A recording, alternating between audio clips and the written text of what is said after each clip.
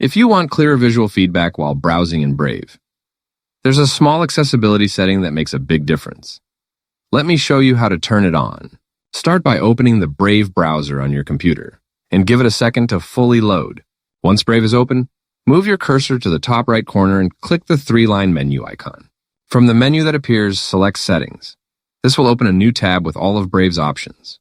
On the left-hand side, scroll down slowly until you find Accessibility, then click on it.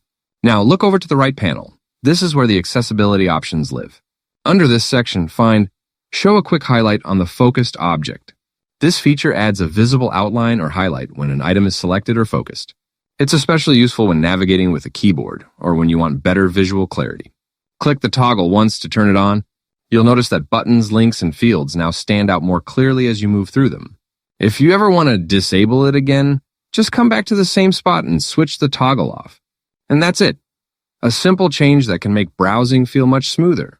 If this tutorial helped you out, consider liking the video and subscribe for more quick and practical browser tips.